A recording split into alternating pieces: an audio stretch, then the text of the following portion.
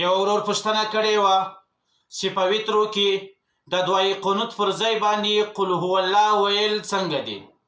که چیرې د یو چا دعای قنوت نه یې زده، آیا د دعای قنوت پر ځای باندې قل هو الله ویلی سي او که یا؟ د دې مسئلې جواب دا دی چې په شریعت مقدسه کې د چا چې دعای قنوت نه یې زده، د دعای قنوت پر ځای باندې قل هو الله ویل صحیح نه دي. که چیرې د چا دعای قنوت نه وي زده، د هغه پر ځای باندې ربنا آتنا فی الدنیا حسنه وفي الآخرة حسنه وقنا عذاب النار دغه الفاظ به وایي تر هغه وخته پورې تر څو پورې چې دی دعای قنوت یادوي. دا د هغه چا دپاره د چا چې دعای قنوت نه وي زده، د دعای قنوت پر ځای باندې قل هو الله ویل نه دي صحیح، بلکې ربنا آتنا فی الدنیا حسنه وفي الآخرة حسنه وقنا عذاب النار.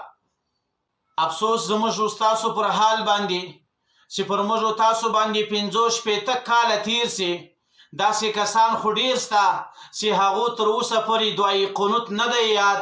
نو اولا خبره دا ده چې باید انسان په وترو کې دعای قنوت ووایي. د دعای قنوت تر زده کړې تر وخته پورې دغه الفاظ چې ربنا آتنا فی الدنیا حسنه وفي الآخرة حسنه وقنا عذاب النار دغه الفاظ دی وایي.